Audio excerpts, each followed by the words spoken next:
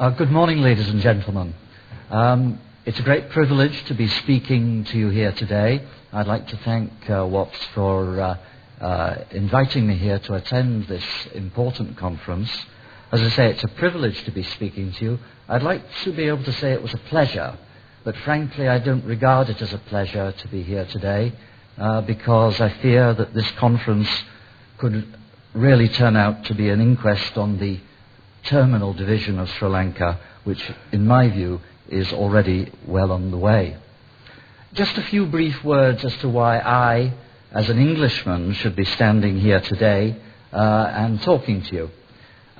My formal university academic qualifications are as a political scientist, but I think possibly that on-the-ground experience is far more important, and I have carried out conflict analyses over the last 10, 12 years for Jane's Intelligence Review in Bosnia, Kosovo, Nepal, Northeast India, Aceh, East Timor, Uganda, Algeria, Eritrea, Sudan, Nagorno Karabakh, the Sahrawi Arab Democratic Republic, and of course Sri Lanka. Sri Lanka, it's a tricky job anywhere, working as really a professional prophet of doom, which is what my Jane's work really entailed, me undertaking this rather tricky task. Fortune tellers are comfortable with predictions in a darkened room, but making predictions in print is always considerably more hazardous. I didn't always get it right, but I think it's fair to say, without being too conceited, I did get it right most of the time. There's one thing I'd like to make very, very clear here before I make any of my comments. I have no personal axe to grind in relation to the future of Sri Lanka. I have no political interest as a foreigner. I have no connections with any political party in Sri Lanka, and I have no economic interest as a businessman or an entrepreneur. It's fair to say that I did have ambitions to invest money in Sri Lanka and to live in Sri Lanka when I went there in 2001, 2002, but those dreams came to naught, and as I stand here today, I have no interest whatsoever in Sri Lanka. I do, however, have very strong views about Sri Lanka, and I know there are many people in this room who are aware of those views. I believe that the country of Sri Lanka should not be offered as some extravagant reward for a group of avaricious terrorists. I admit I am prejudiced. I've observed terrorists in more than a dozen countries, and I've worked with terrorist groups as well as an observer. I've seen the blood and the misery with my own eyes, which terrorists inflict on those people whose interests they often claim to represent. I don't like what terrorists stand for, and I don't like their methods. And I do believe that their methods, their very methods, intrinsically deny terrorists the capability of engaging in any meaningful peace process. The crucial question before us today, I think, must be, does the LTTE want peace? And if so, what sort of peace? The answer seems clear to me. Of course the LTTE wants peace, but that is to say, peace on its own terms. And its own terms imply the terminal division of the sovereign state of Sri Lanka, with 2/3 of the coast and half of the landmass ceded to the LTTE in perpetuity. In the past, I've not been shy about making my views known. I regard this as not just a Sri Lankan issue, but in fact a universal moral issue. When I addressed the Colombo Rotary Club on April the 23rd, 2002, the reaction in the room at the Intercontinental Hotel was, let us say, a trifle muted. Stunned, possibly, might be a more accurate description. I had at that time underestimated the impact of what I said. I termed what was going on in Sri Lanka as the greatest giveaway in history. This, of course, did not sit well in UNP government circles. I identified then what I personally found most worrying about the peace process that was going on. And I realize now, in retrospect, that it came as a shock, it came as news at that time. I averred then that the LTTE was implementing, and I quote, a whole series of sophisticated strategies designed to occupy all the political and social space throughout the north and the east of the country. The strategies encompass all areas of public life and include, and there's quite a long list here, forcing government department heads to work for the LTTE, taxing civil servants 8% of their salaries, controlling the business of government cooperatives and thereby obtaining a steady stream of income. All contracts for government and NGO projects to be carried out by LTTE-approved contractors and income thereby to be derived. Controlling and using all available government resources. Demeaning activities of competing political groups, like the PDP. Sending cadres into government areas in defiance of conditions of the MOU. Influencing and using teachers, students, and labour unions to carry out hartals, demonstrations, picketing and protests. Erection of monuments to martyrs and LTTE figures. Influencing government servants to use LTTE headquarters in place of government facilities in the Eastern Province. Influencing civilians to make legal complaints via the LTTE rather than to the police.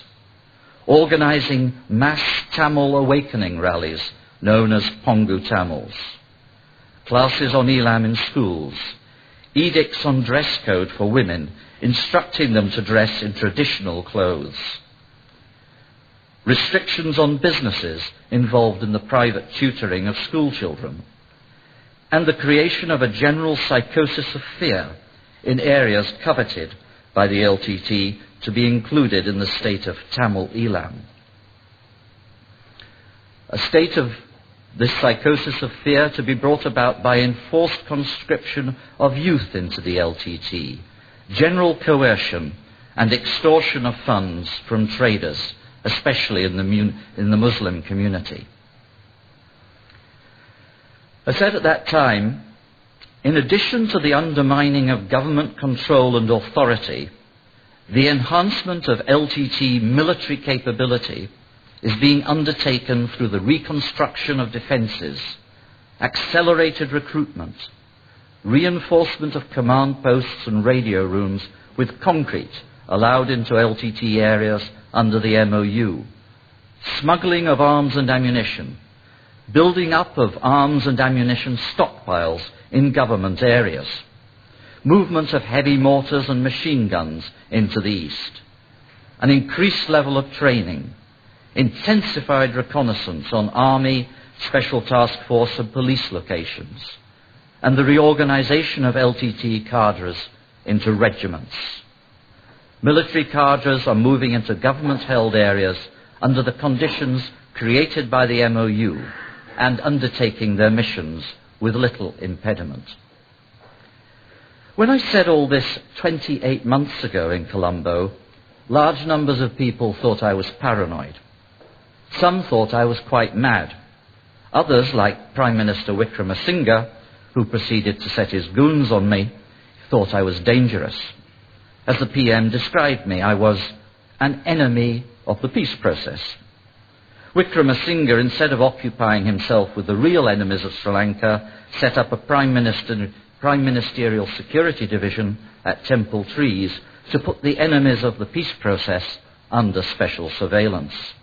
telephone tapping, physical surveillance, and illegal searches were all part and parcel of the work of this new unit. I was even termed a warmonger in the public print. Well, in my view, it's not necessary to blindly support a peace process per se without analyzing and assessing its implications and making some sort of balanced judgment. If a peace process looks likely to institutionalize political violence, support the abrogation of human rights and an intolerance of democracy, imply approval of a megalomaniac murderer, then I, for one, find myself quite unable. In my view, it's not necessary to blindly support a peace process per se without analyzing and assessing its implications and making some sort of balanced judgment. If a peace process looks likely to institutionalize political violence, support the abrogation of human rights and an intolerance of democracy, imply approval of a megalomaniac murderer, then I, for one, find myself quite unable to support it. And I think any rational, fair-minded human being must reject such a process as a hopeless sham and a fraud upon the people it's supposed to help. Also, an inequitable peace agreement which embodies immorality and the reward of terrorism must, in my view, be doomed to failure. As recently as last month, Amnesty International reported on the continuing recruitment drive for child soldiers by the LTTE. I quote from Amnesty, July 7, 2004. Since the beginning of April, 190 children have been recruited to fight, according to information provided by UNICEF. This brings the number of verified cases this year to 330. Many of these children have been forcibly abducted from public places or from their homes. Some of the new recruits are as young as 14. And then, very significant phrase, the Tamil Tigers are also increasingly re-recruiting former child soldiers by force. There are not many ways to deal with terrorists. And let us be in no doubt whatsoever about this. The LTTE have proved themselves to be, time and again, unreformed and brutal terrorists. Even the distant and remote US government recognizes this. On June 22 this year, US Assistant Secretary of State Christine Rocker spoke to the House Committee on International Relations. She told the committee that the Tigers still, quotes, recruit child soldiers, stockpile weapons, and conduct extrajudicial assassination of politicians who disagree with them. We will not remove our designation of the LTTE as a terrorist organization until it has firmly and decidedly given up terrorism and such policies as the recruitment of children as soldiers.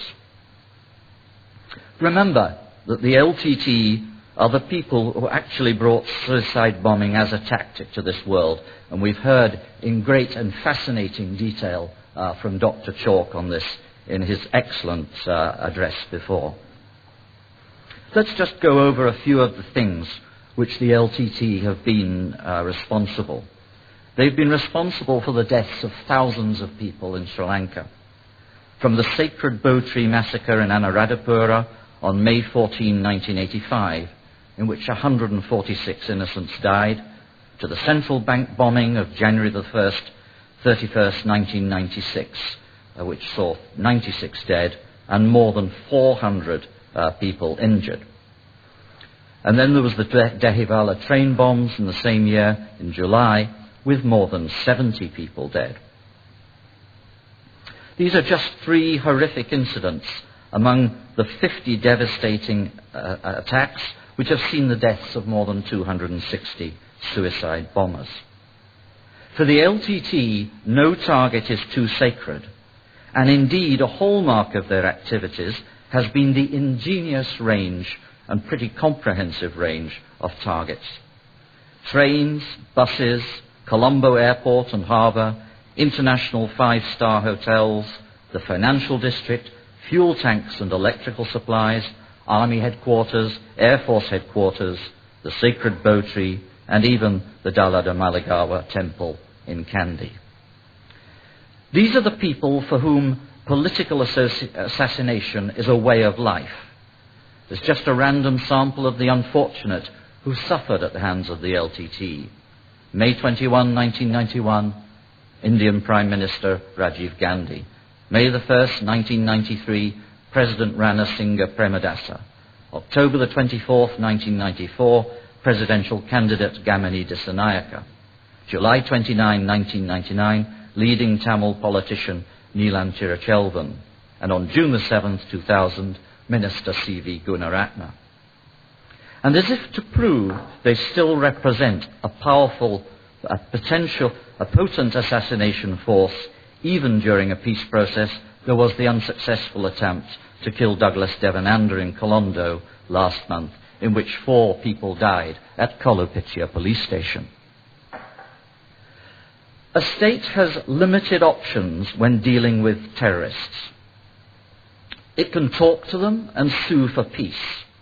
There are no examples of success in this strategy in relation to significant and potent terrorist groups.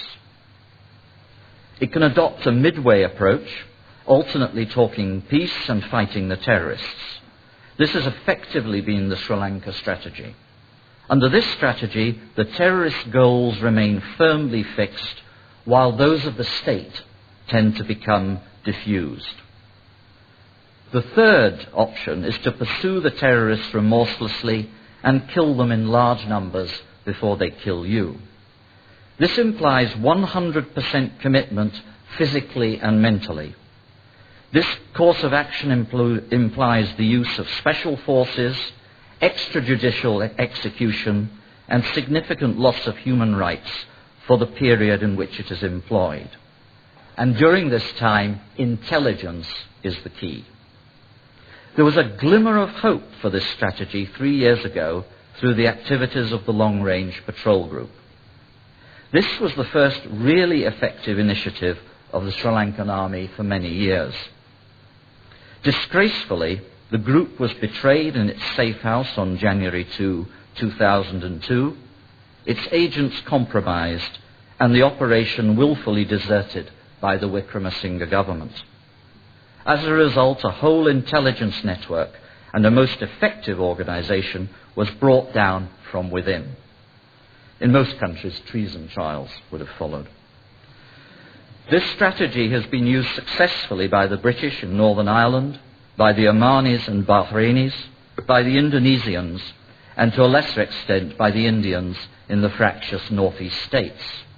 It has, however, also failed, as in Chechnya, for example. Each scenario is different. But I believe that Sri Lanka abandoned its only winning strategy at the very point at which it was working. Several of Prabhakaran's aides have been taken out by the group working undercover, and even Tamil Chelvan only survived by the skin of his teeth. Anecdotal evidence suggests that even Prabhakaran had become paranoid about his own safety. The last option is what I call the devious option, and that is to talk peace whilst actively plotting the downfall of your enemy. This could have been a strategy for the Sri Lankan government. In fact, it was the strategy adopted by the LTTE, who used the period of the so-called peace process to rearm, retrain, re-equip, forcibly recruit new cadres, and strengthen their political and terror systems, particularly in the east of the country. Of course, in their bid for international acceptance and recognition, the terrorist tag has been deeply embarrassing to the LTT as they jostled, freshly suited and booted, for seats at conference tables from Oslo to Bangkok. Some people have taken what is to me the quite extraordinary view that Prabhakaran is now some sort of new, reformed man. One leading member of the last government recounted to me apparently delightful lunch, as he put it, he had with Mr. P.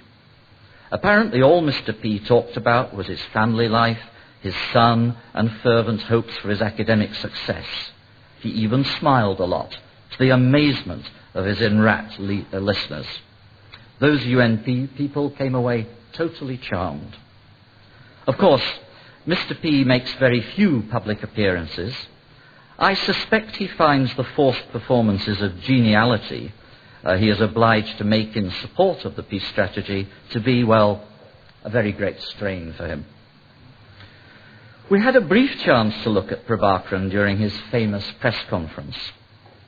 In fact, the press conference seriously backfired on the terrorist leader, for it clearly indicated he was unreformed, unrepentant, and blithely insouciant of world opinion. Given a heaven-sent opportunity to apologize to the Indian people for the assassination of Rajiv Gandhi, he peremptorily dismissed the suggestion with a wave of his hands and the averment that it was all history, which he no longer wanted to discuss. Of course, Prabhakaran seriously misjudged the deep feelings of the Indian people, and thereby ensured that the LTTE would remain for the foreseeable future on the prescribed list of terrorist organizations, not just in India, but also in Europe and America. Personally, I was reassured by making that serious error of judgment. It showed that he was not infallible, and that his judgment and abilities are indeed history, which he no longer wanted to discuss. Of course, Prabhakaran seriously misjudged the deep feelings of the Indian people, and thereby ensured that the LTTE would remain for the foreseeable future on the prescribed list of terrorist organizations, not just in India, but also in Europe and America. Personally, I was reassured by making that serious error of judgment. It showed that he was not infallible, and that his judgment and abilities are indeed limited. Responses to other questions represented a curious mixture of wiliness and opportunism. Some appeared to indicate the LTTE had a very clear appreciation of the then weakness of the Sri Lankan state. He said, "We don't think that Ranil Wickremesinghe is capable of addressing the core issues and is able to offer us a permanent solution at this stage because the executive powers of governance are vested with the President and his powers are limited to Parliament. It is because of this that we are suggesting an interim administration in the northeast. In the meantime, Ranil Wickremesinghe will have space to build up southern Sri Lanka. So it will be advantageous for the Tamils as well as the Sinhalese to work out an interim setup for the time being. Once this is set up, then we are prepared to discuss the core issues and negotiate for a permanent settlement to the ethnic issue. But now we believe the government is not politically stable or powerful enough to take up the core issue." By virtue of his own analysis of the then rather contorted political scenario, Mr. Prabhakaran should now be only too willing to discuss peace with a more powerful president with more extensive parliamentary control. But the LTTE gives no sign of returning to the conference table except on its own specific terms. It was clear from Prabhakaran's attitude that he left little room for compromise in the matter of the creation of an independent state of Tamil Elam. Prabhakaran is irrevocably committed to the creation of that state. Significantly, and frankly to my surprise, at one of the earliest Pongu Tamil celebrations in Batticaloa in March 2002, several speakers told the large audience that wherever there are Tamils, there is Tamil Elam. This inflammatory imprecation was not repeated at later gatherings. It was also an error of judgment, quite likely to be alarming to states from India to Malaysia to Canada. Asked about the statement he once made to the effect that his cadres would shoot him if he ever renounced Elam, Prabhakaran smiled, glanced at his heavily armed bodyguards, and observed, that statement still holds. He said, "The right conditions have not arisen for the LTTE to abandon the policy of independent statehood." Asked if he recognized Ranil Wickremesinghe as his Prime Minister, Balasingham answered, "Ranil Wickremesinghe is the Prime Minister of those who elected him. Mr. Prabhakaran is the President and Prime Minister of Tamil Eelam."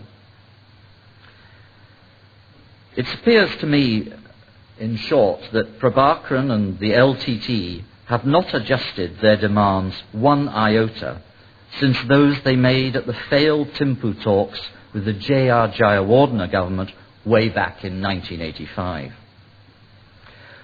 The demand for territory for the nascent state of Tamil Eelam grows ever more ambitious. Maps of Tamil Eelam put on display at Pongu Tamil rallies clearly show 2/3 of the coastline of the island and almost a half of the landmass of Sri Lanka within the proposed territory of Tamil Eelam.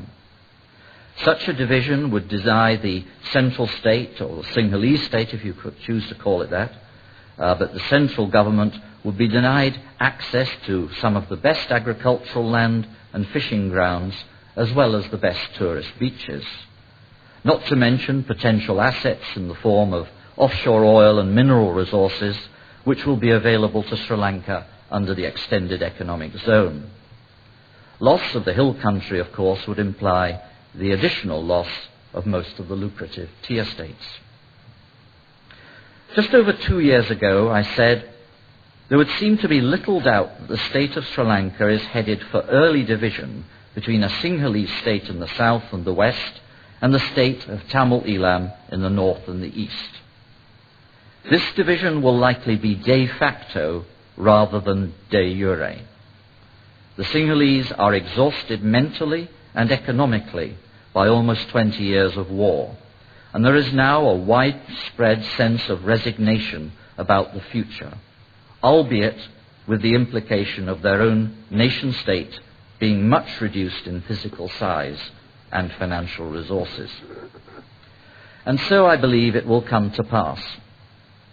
Will the LTTE return to war? Another large-scale battlefield war seems unlikely, unnecessary indeed.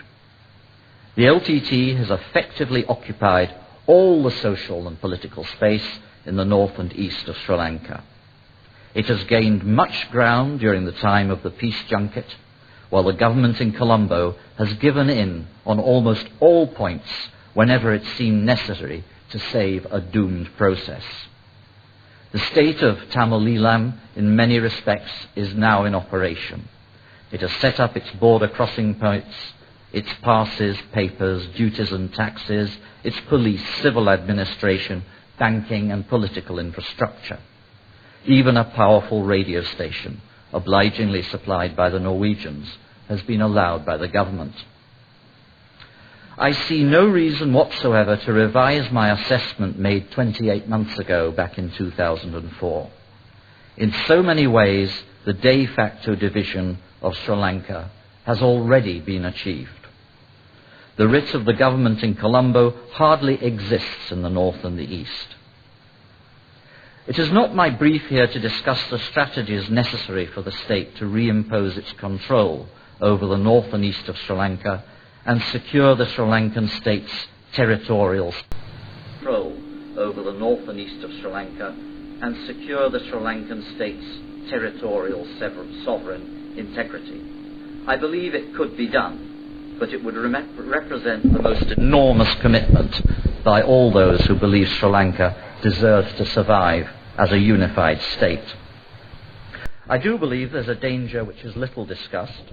The ultimate doomsday scenario for Sri Lanka would be the imposition of an inequitable ethnic division which would disadvantage the large number of Muslims in the east of the country, claimed by the LTTE as their exclusive ethnic homeland. Their intolerance of the Muslim community has frequently been made clear, significantly in the attack on the mosque at Katankudi. As LTTE leader Karikalan told me 30 months ago, and he was disgraced within the fortnight, It is for Tamil youth to repossess the lands stolen by the Muslims.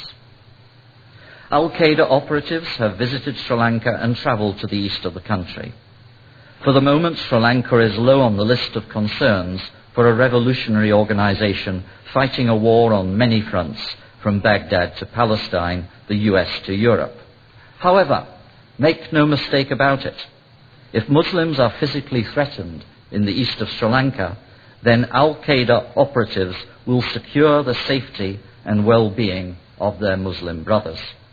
The plans are already in place.